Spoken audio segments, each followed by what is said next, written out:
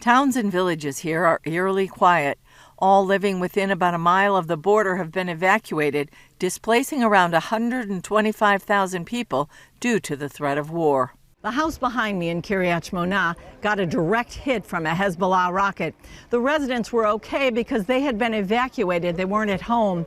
Hezbollah has some 150,000 missiles pointed at Israel. That's a lot more than Hamas has. They're more powerful and can go a lot further. The city has done something it never did, almost a complete evacuation.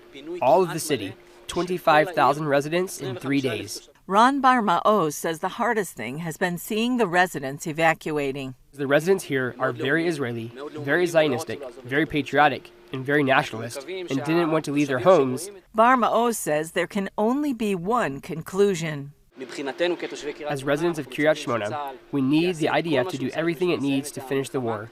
Also on the south side against Hamas, and also on the north side against Hezbollah. And we hope that they will give them a big blow and finish with this and give us many more years of quiet. The empty homes haven't kept Hezbollah or other Iranian proxies from launching rockets and attacks across the border. We understand that the IDF has success in fighting these squads of Hezbollah that are launching these anti-tanks, either by getting to them right before launching or right after the launching. But this is all tactical, okay? It's not the grand plan of Hezbollah, it's not the grand capability of Hezbollah, and it's not the grand plan of the IDF as well. About 5 miles east sits Kibbutz Dafna. Founded in 1939, this agricultural community and tourist destination included Dafna Industries, one of Israel's leading exporters of footwear. The kibbutz is on what's called emergency routine. On one hand, we try to maintain our routine, but we're in an emergency situation.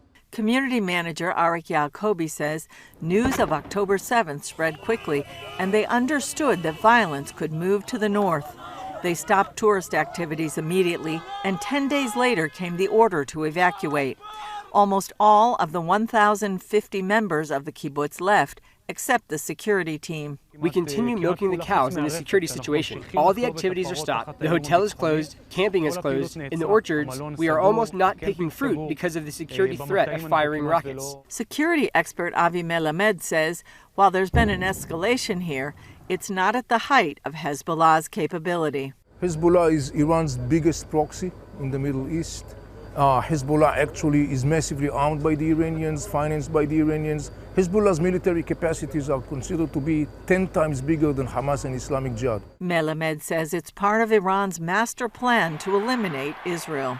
The Iranian regime presents a very serious and severe threat to the Middle East and particularly to the state of Israel, but not only, it's also presenting a very severe threat to the world. The Iranian regime is involved also in terror attacks across the world.